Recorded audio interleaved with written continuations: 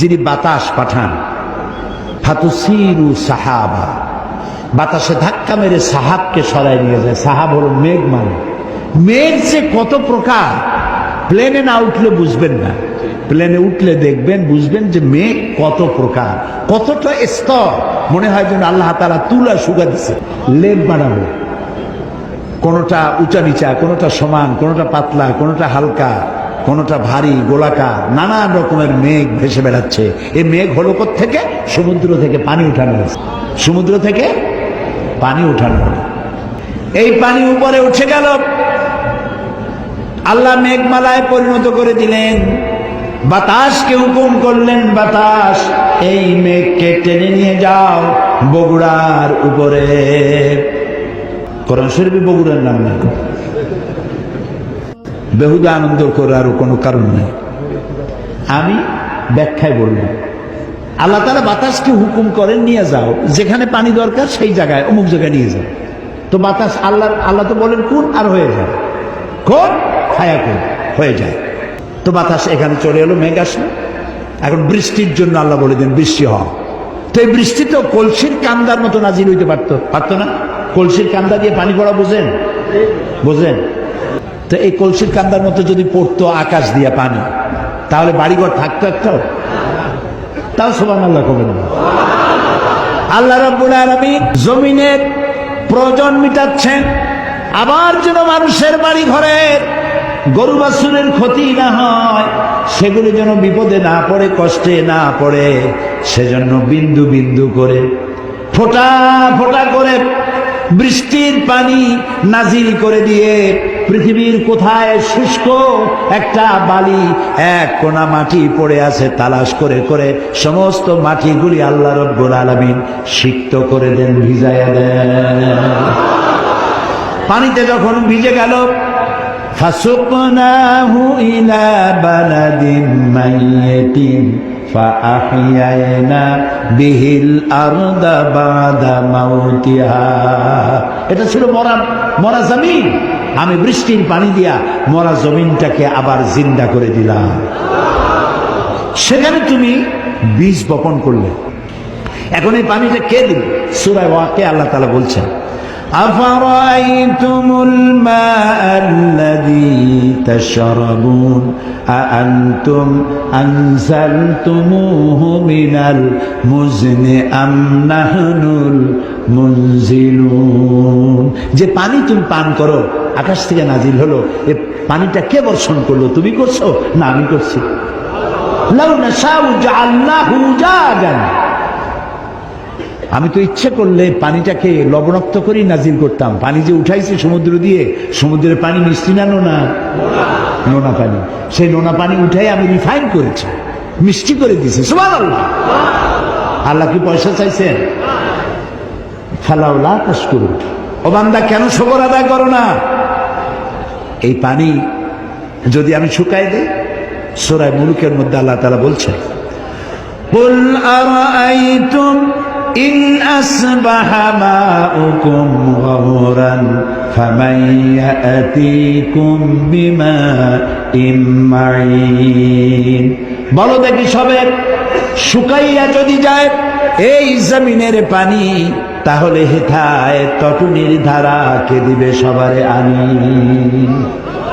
আমি যদি মাটির নিচে, মাটির লেয়ারে, মাটির নিচে পানি আছে না, তাও কতক্ষণ, আর পানি না থাকলে আপনি টিউবওয়েল তো উঠান কি?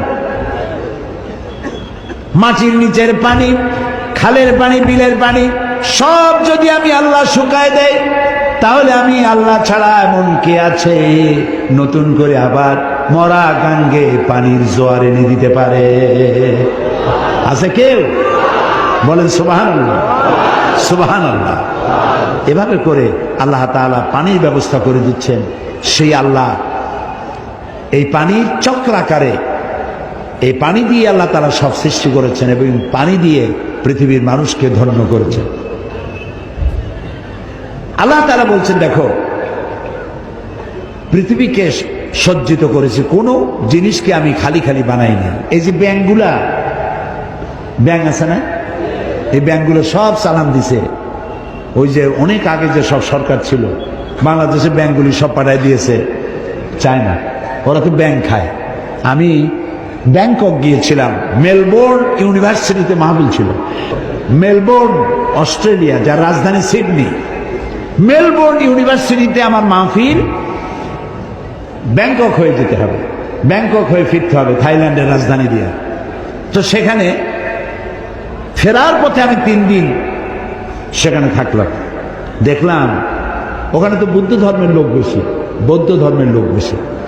অহিংসা পরম ধর্ম, জীব হত্যা মহাপাপ। যাদের ধর্মীয় নীতি, জীব হত্যা করে তারা জনমের মতো।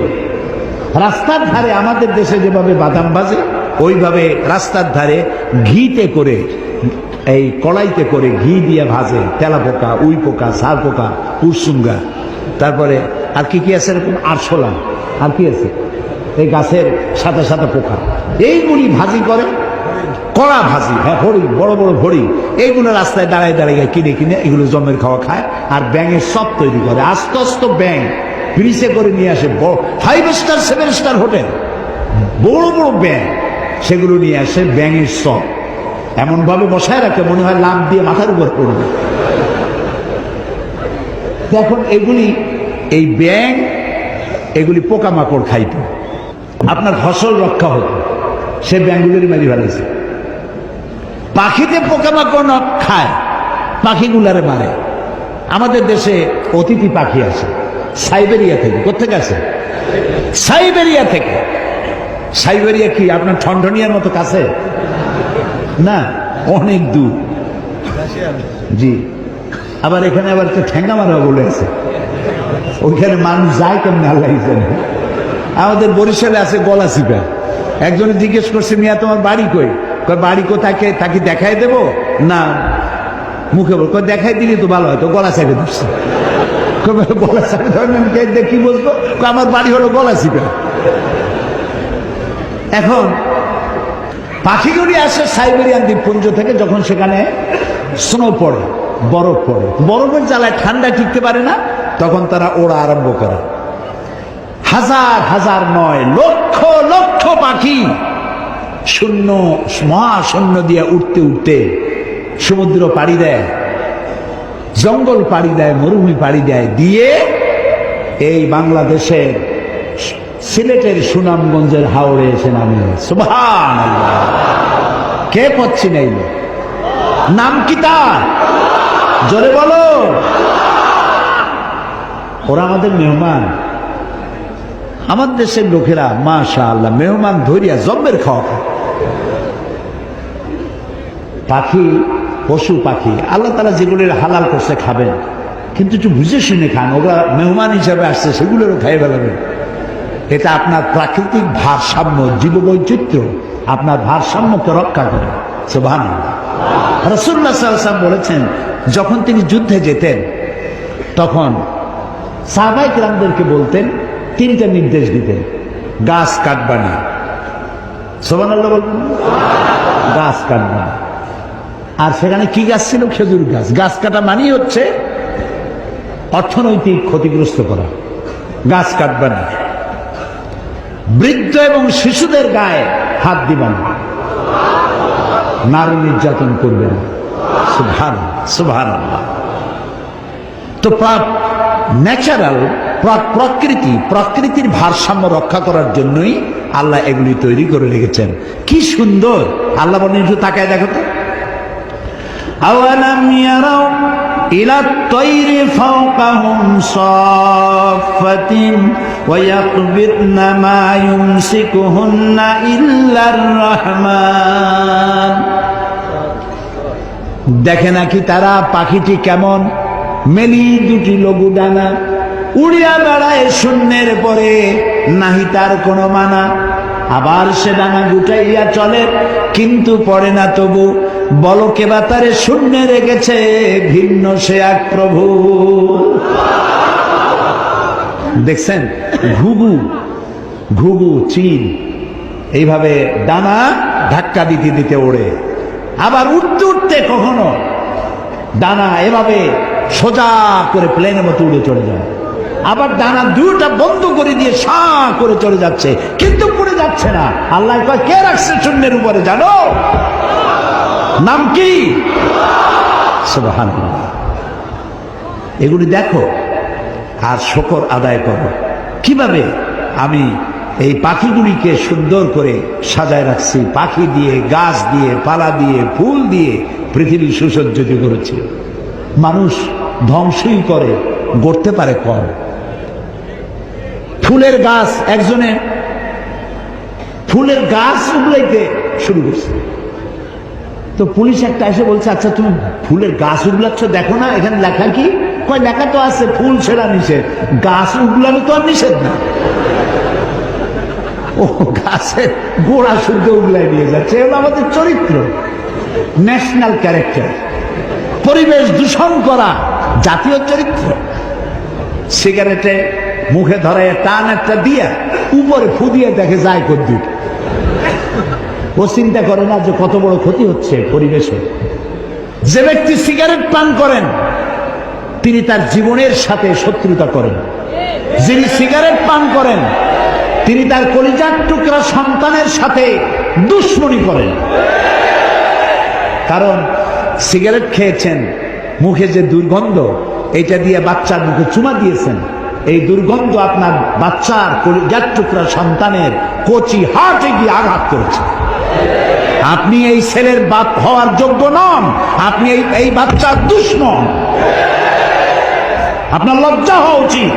সিগারেট খাওয়া মুখ দিয়া ফেরেশতার মতো পবিত্র বাচ্চার মুখে চুমা দিচ্ছেন।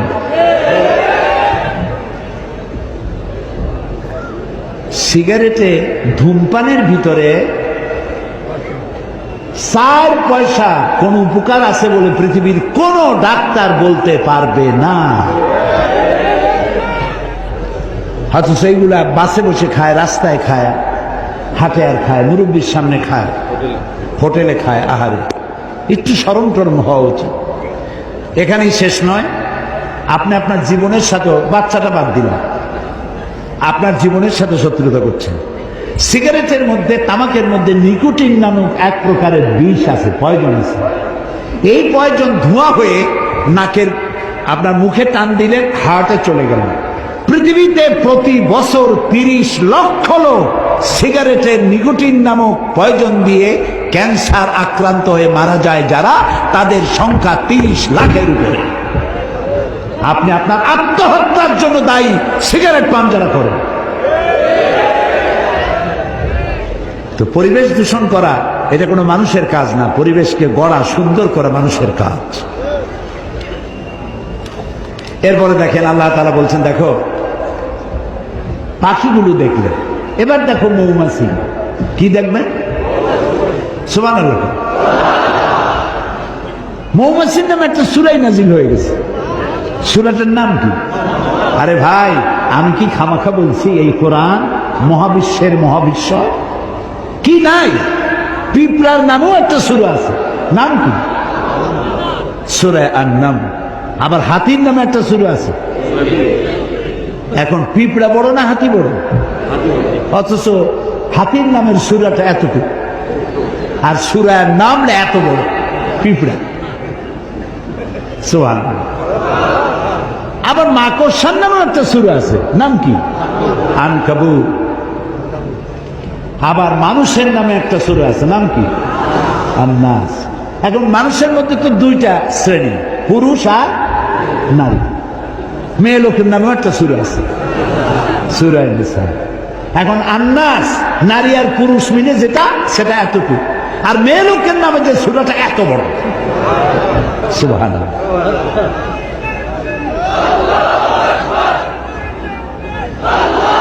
এই কোরআনে কি নাই? কপাল পোড়া জাতি, সব পড়ে, কোরআন পড়ে না। এই যে এত বই মেলা হয়, এক গাচ্ছি বই নিয়ে আসে, মেয়ে লোক পুরুষ লোক সমানে ঘোরে, সাত দিন ঘোরে ঘোরে ঘোরে। কি কিনে নিয়ে আসলো? বিমল মিত্রের কড়ি দিয়া কিনলাম, এত বড়। শরৎ রচনা বলি, রবীন্দ্র রচনা বলি, বঙ্কিম রচনা বলি, নিহার রঞ্জন রচনা বলি, শ্রী শ্রী শৈলেন্দ্রনাথ রচনা বলি। আচ্ছা, এসব রচনা পড়া কোনো নিষেধ না। আমি কিন্তু কোনো সাম্প্রদায়িক কথা বলছি না।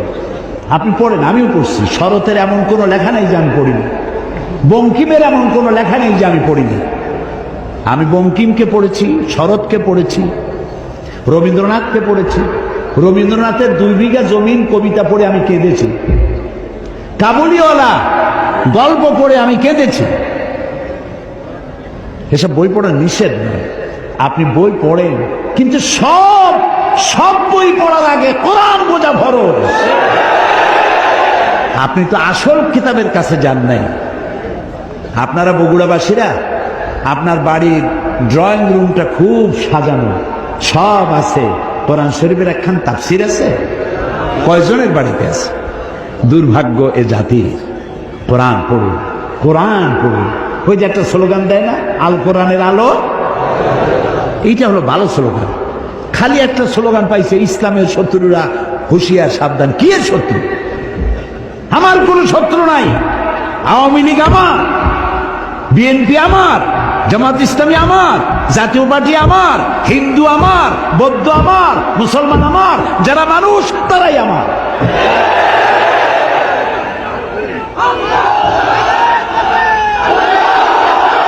কাজী কাউকে শত্রু না বানাইয়া বন্ধু বানাতে চেষ্টা করেন, বন্ধু বানাতে চেষ্টা করেন। মানুষকে ভালোবাসা দিয়ে যা করা যায়, শাসন করে তা করা যায় না। এই জন্য দেখেন বারবার কোরআনের কথা আসে।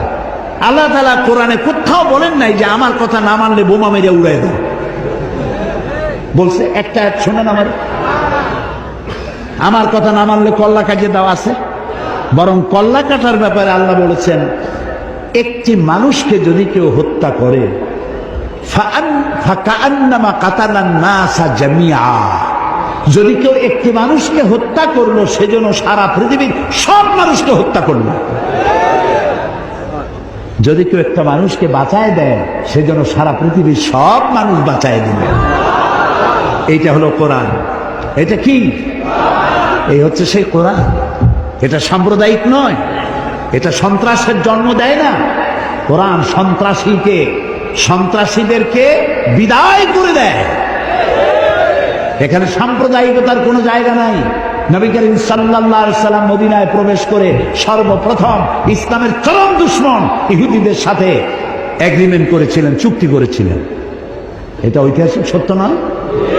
অথচ ইহুদিদের হাত নবীদের রক্তে রঞ্জিত। বহু নবী তারা জবাহ করেছে। জাকারিয়া আলাইহিস সালামকে করাত দিয়ে চিরে দ্বিখণ্ডিত করেছে ইহুদিরা। কাজে মানুষকে আপনি শত্রু ভাববেন কেন?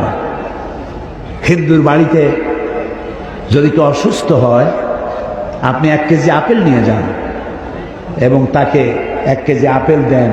আপনি বলুন, স্রষ্টা আপনার ভালো করুন, আপনার জন্য দোয়া করি, আশীর্বাদ করি। বলতে তো কোনো ক্ষতি নেই। সে বুঝলো যে মুসলমান এরা সাম্প্রদায়িক না। আমার বাড়ি যেখানে গতকালও বলেছি যে হিন্দু অনেক বেশি, আমার প্রতিবেশী বহুত হিন্দু আছে। ঈদের দিন তারা আমার বাড়িতে এসে, আমার গরিবখানায় এসে তারা পায়েস খায়, সেমাই খায়। আমি এমপি থাকাকালীন মসজিদও বানাইছি, তাদের মন্দিরও বানাইছি। আমার বাপের টাকা দিয়ে তো বানাইনি, সরকারের কাছ থেকে টাকা নিয়েছি, বানাই দিয়েছি। শত্রুতা কেন করব? আমার এ ঘর ভাঙ্গিয়াছে যে বা, আমি বাঁধি তার ঘর, আপন করিতে ঘুরিয়া বেড়াই, যে করেছে মরে পর। কাজে মানুষকে ভালোবাসতে শিখুন, মানুষকে ভালোবাসা দিন, তাহলে মানুষগুলি দিনের পথে চলে আসবে। যাই হোক, কিসের কথা বলছিলাম কোন তো? ও মাশাআল্লাহ, ধন্যবাদ, ধন্যবাদ বগুড়াবাসীকে, ধন্যবাদ আপনাদের মেমোরিকে, ধন্যবাদ। আল্লাহ আমাদের সকলের মেমোরিকে আরো বাড়ায় দিন, যাতে কোরআনের কথা, হাদিসের কথা আমরা আমাদের মাথার মধ্যে রেখে দিতে পারি। সুবহানাল্লাহ। মৌমাছির কথা বলছিল, সেই মৌমাছি দিয়ে এখন দেখেন মৌমাছি সম্পর্কে আল্লাহ কি বলছেন। এখানেও বিজ্ঞান আছে। وَأَوْحَى رَبُّكَ إِلَى النَّحْلِ أَنِ اتَّخِذِي مِنَ الْجِبَالِ بُيُوتًا وَمِمَّا يَعْرِشُونَ। মৌমাছিকে তার মনের মধ্যে একথা আমি জাগ্রত করে দিলাম, কি তুমি 3 জায়গায় বাসা বাঁধো। কয় জায়গায়? কে বলতেছে? 3 জায়গায় বাসা বাঁধো। গাছে বাঁধো, বিল্ডিং এর কার্নিশে বাঁধো আর পাহাড়ে বাঁধো, 3 জায়গায় এই মৌচাক বানাও, যাতে করে মরুভূমির লোকেরাও মধু খেতে পারে। গাছপালা নাই, বিল্ডিং আছে শুধু, তারাও যাতে খেতে পারে। মধু তো নিয়ামত। মধু কি নিয়ামত? আপনি বানান, পয়জন হয়ে যাবে। বিভিন্ন ফুল থেকে আপনি বিভিন্ন মধু বানায়, আর্টিফিশিয়াল, নিজেরা যদি বানান পয়জন হয়ে যাবে, খাবেন জনমের মতো কলেরা হইয়া বসন্ত হয়ে মারা যাবে। মৌমাছি দিয়ে আল্লাহ বানাচ্ছেন। দেখেন আল্লাহ রাব্বুল আলামিন বলেন 3 জায়গায় চাক বানাও। সুম্মা কুলি মিন কুল্লি সামারাতি ফাসলুকি সুবুলা রাব্বিকা যুনুলা। এরপরে তুমি প্রত্যেক ফুলের থেকে মধু আহরণ করো এবং তোমার রব কর্তৃক নির্দিষ্ট পথে ফিরে আসো। মৌমাছি নিয়ে যারা এই প্রাণীতত্ত্ববিদ যারা, তারা বলেছেন মৌমাছি নিজের বাসা থেকে 5 কিলোমিটার দূর পর্যন্ত গিয়ে সেখান থেকে মধু আহরণ করে নিজের বাসায় আবার ফিরে আসতে পারে। সে পথ হারায় না, কারণ আল্লাহ তাআলা বলেছেন সুম্মা কুলি মিন কুল্লি সামারাতি ফাসলুকি সুবুলা রাব্বিকা যুনুলা। তোমার রব কর্তৃক নির্ধারিত পথে ফিরে এসো। ওই রাস্তায় যায়, আবার সেই রাস্তা দিয়ে ফিরে আসার মতো একটা জ্ঞান আল্লাহ তাকে দান করেছেন। এখন দেখুন মৌচাক দেখছেন আপনারা? মৌচাকের অসংখ্য চেম্বার আছে। এই চেম্বারগুলি কয় কোণ বিশিষ্ট বলেন তো? হ্যাঁ, মৌ খাইছে জন্মের খাওয়া, কিন্তু দেখে নেই। 6 কোণ বিশিষ্ট। মধু মক্ষিকা যে চাক বানায় 6টা কোণ থাকে, প্রতিটা চেম্বারের 6টা কোণা। এই যে সমান সাইজের, একটাও বড় নয় একটাও ছোট নয়, হাজার হাজার চেম্বার বানালো 6 কোণ বিশিষ্ট। ওর কাছে কি জ্যামিতি বক্স ছিল? মেশিন টুল ছিল? কি দিয়ে বানালো? সুবহানাল্লাহ বলবেন? সুবহানাল্লাহ। এরপরে বিল্ডিং এর কার্নিশে সে বানাইছে মৌচাক, 1/2 মণ 1 মণ ওজন, পড়ে যাচ্ছে না। কোন সুপার গ্লু দিয়ে সেটাকে লাগালো? সুবহানাল্লাহ, আল্লাহু আকবার। আল্লাহ তাআলা এই মধুমক্ষিকার মধ্যে আল্লাহ তাআলা এই শক্তি দান করেছেন, বুদ্ধি দান করেছেন, প্রজ্ঞা দান করেছেন। আর মধু হচ্ছে শেফা। আল্লাহ বলছেন শেফাউন লিন্নাস, এটা মানুষের জন্য, এটি হলো শেফা, রোগের প্রতিষেধক। প্রত্যেকদিন যাদের ডায়াবেটিস নাই তারা প্রত্যেকদিন ফজরের নামাজের পর হাত ধুয়ে হাতের তালুতে 1 টিস্পুন ফুল, 1 চামচ পরিমাণ মধু চেটে খাবেন, 1 গ্লাস পানি খাবেন। আল্লাহ রোগ ব্যাধি থেকে হেফাজত করবেন। এটা হলো মধুর ব্যাপারে। একটা হলো আল্লাহর ওষুধ, আর একটা হচ্ছে রাসূলুল্লাহর ওষুধ। সুবহানাল্লাহ। সেটা হলো হাব্বাতুস সাওদা, ব্ল্যাক শিট, কালো জিরা। এটা কি? কালো জিরা। কালো জিরা বলেন আপনারা? এই কালো জিরা। কালো জিরা সম্পর্কে রাসূলুল্লাহ বলেছেন দাওয়াউন লিকুল্লি দা ইল্লা সাম। এই কালো জিরাগুলি সমস্ত রোগের ওষুধ, মৃত্যু ছাড়া। সুবহানাল্লাহ বলবেন না? আমাদের কপাল খারাপ, কোরআনও পড়ি না, হাদিসও স্টাডি করি না, হুজুরদের কাছে যাই আর তাবিজ নিয়ে আসে, আর ওই যে কালো সুতা এগুলো পড়ে নিয়েছে। হুজুররা কি পড়ে আল্লাহ জানে, কালো সুতা গিরে দেয়, গিরে দেয়, গিরে দেয়। কতগুলো গিরে দিয়ে দিল, কতগুলো তাবিজ দিল, বাচ্চার গলায় ঝুলাই দিল। বাচ্চা যদি কথা বলতে পারতো, বলতো মা আমি কি অপরাধ করছি, এতগুলো ঝুলাইছো কেন? এই সুতা মুতা ঝুলানো, তাবিজ লাগানো শরীয়তের কোনো বিধান নাই। রাসূলুল্লাহ তাবিজ লেখার জন্য কোনো পারমিশন দেন নাই। একজন সাহাবীও তাবিজ লেখেন নাই। রাসূলুল্লাহ ঝাড়ফুঁক করেছেন, সাহাবায়ে কেরাম ঝাড়ফুঁক করেছেন, আপনিও করুন। রোগাক্রান্ত কোন রুগীকে দেখতে গেলে রাসূলুল্লাহ বলেছেন 70,000 ফেরেশতা তার জন্য দোয়া করে। এই সব কাম তো করবো না, আকাম করে বেড়াবো খালি। রুগী দেখতে যান, রুগীর মাথায় হাত বুলান, সূরা ফাতিহা পড়ে ফু দিয়ে আসেন। সুবহানাল্লাহ। সুতরাং আল্লাহ তাআলা এই মধুকে ওষুধ বানিয়েছেন, আবার এই মধু পান করলে নানাবিধ রোগ আল্লাহ মাফ করে দেন। এখন দেখুন আল্লাহ তাআলা বলছেন এই যে উট, এখন তো উট বাংলাদেশে কোরবানির জন্য আসে, এই উটগুলি সম্পর্কে আল্লাহ বলেছেন আফালা ইয়ানজুরুনা ইলাল ইবিলি কাইফা খুলিকাত, উট বানাইছি কেমনে তা কি দেখছো? কে বলতেছে? উট বানাইছি কেমনে তা কি দেখছো? এত জিনিস থুইয়া আল্লাহ তাআলা উটের কথা বললেন কেন?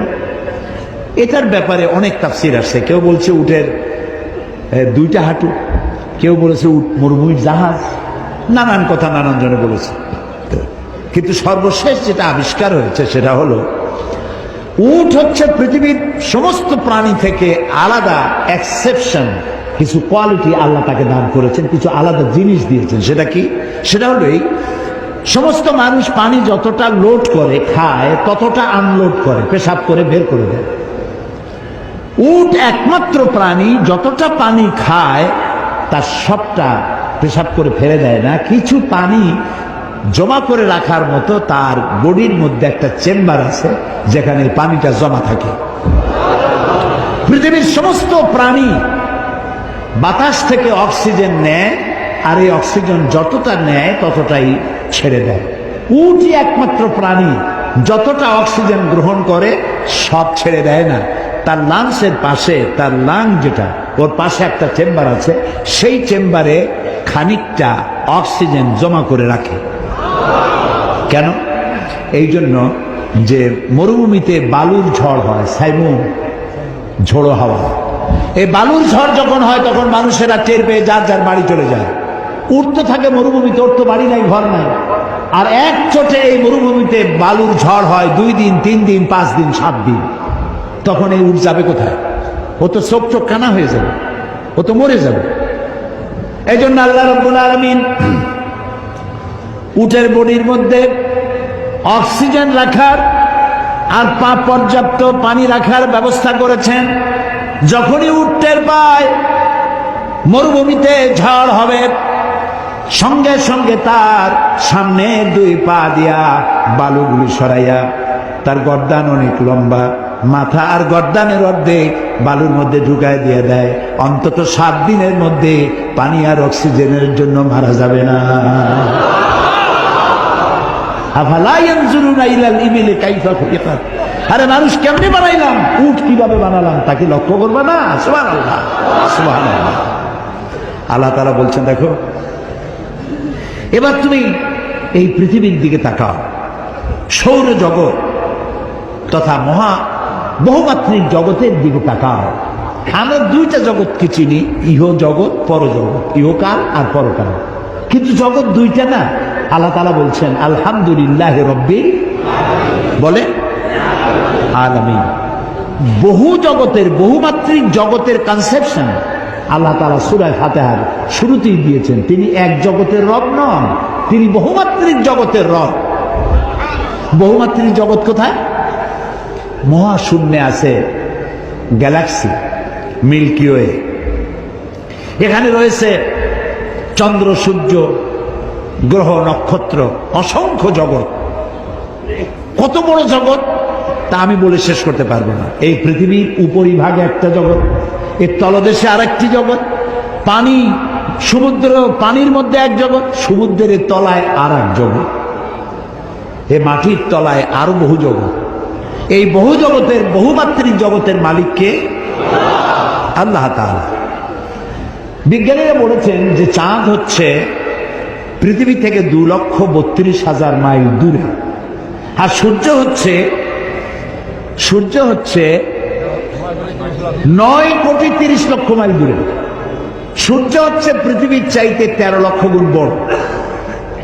এটা দেখে মানুষ অবাক হয়ে গেছে।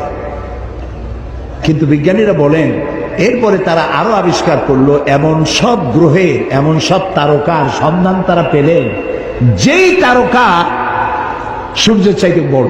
কত বড়? যেই সূর্য পৃথিবীর চাইতে 13 লক্ষ গুণ বড়, এই সূর্য 2.5 থেকে 3 কোটি সূর্য খাইয়া হজম করতে পারে এমন হাজারো লাখ তারকা আল্লাহ তাআলা মহাশূন্যে তৈরি করে রেখেছে। বিজ্ঞানীরা মনে করছেন এটাই বুঝি সব থেকে বড়। আল্লাহ কয় না, এটাই বড় না, আরো আছে। বিজ্ঞানীরা সেটাও আবিষ্কার করেছে।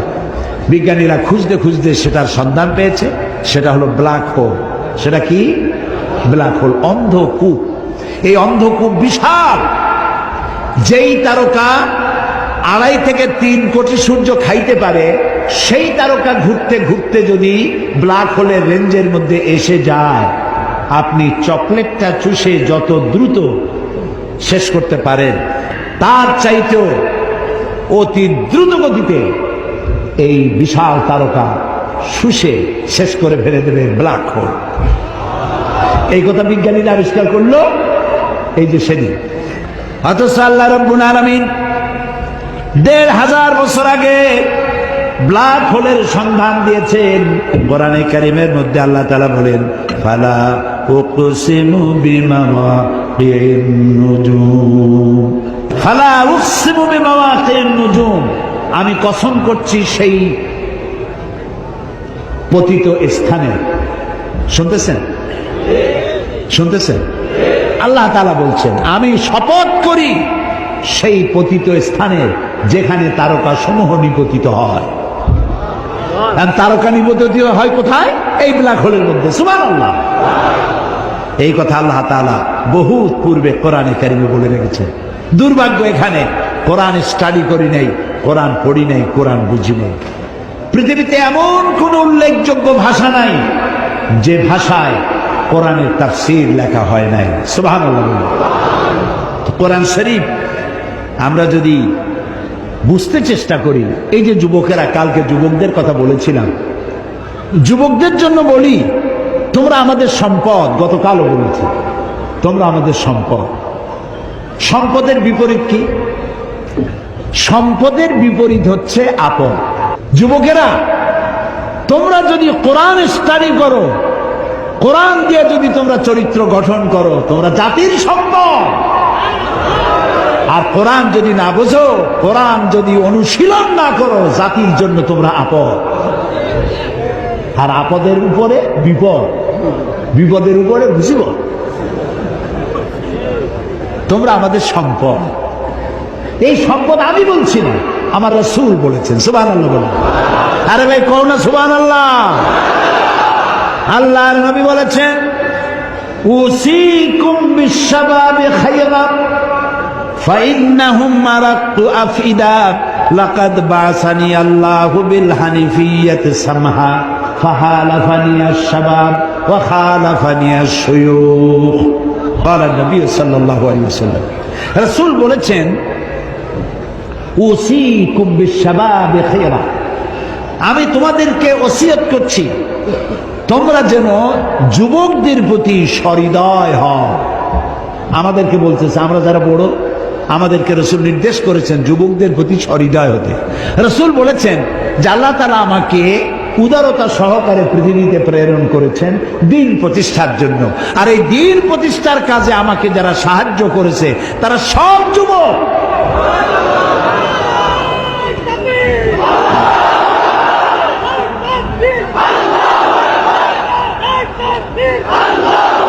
আর যারা বিরোধিতা করেছে সব বুড়ো, বুড়োর দলেরা, এরা বিরোধিতা করেছে।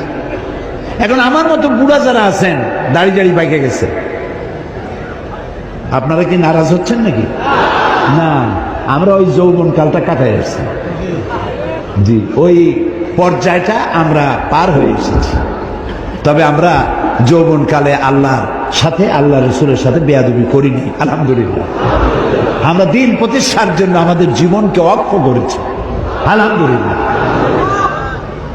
যুবকেরা, আল্লাহ রাসূল বলছেন যুবকেরা আমাকে সাহায্য করেছেন। দেখেন, রাসূল যখন ইসলাম প্রচারে নামলেন, সাহায্য করেছে কারা? হযরত আবু বকর রাদিয়াল্লাহু তাআলা আনহু যখন ইসলাম কবুল করেন, বয়স ছিল তখন তার মাত্র 37 বছর। ওমর রাদিয়াল্লাহু তাআলা যখন ইসলাম কবুল করেন, বয়স ছিল 26 বছর। জুবাইর ইবনুল আওয়াম, আব্দুর রহমান বিন আওফ, বয়স ছিল মাত্র 17 বছর। হযরত আলী বয়স ছিল মাত্র 8.5 বছর। কিশোর, তরুণ, যুবক ইসলামের জন্য রক্ত দিয়েছে। মদিনায় যখন রাসূল হিজরত করে গেলেন, এমন সুন্দর চেহারার মানুষ জীবনে কেউ কোনোদিন দেখে নাই। মদিনার লোকেরা তাকায় আছে, চোখকেও ফিরাইতে পারে না। ছোট ছোট বাচ্চারা রাসূলের চতুর্দিকে দাঁড়ায় আল্লাহ নবীর দিকে তাকায় আছে। নবীজি বাচ্চাদের মাথায় হাত বুলায় বললেন, ও মদিনার বাচ্চারা, আমি তো আমার পিতৃভূমি মাতৃভূমি মক্কা পরিত্যাগ করে এই মদিনায় এসেছি, তোমরা কি আমাকে ভালোবাসবে? বাচ্চারা বলল, নবীর কথা তারা কি বা বুঝলো? মদিনার কচি কাঁচা বাচ্চারা বললেন, ইয়া রাসূলুল্লাহ, শুধু কি ভালোবাসবো, যখন প্রয়োজন হবে আমাদের কচি কলিজা আপনার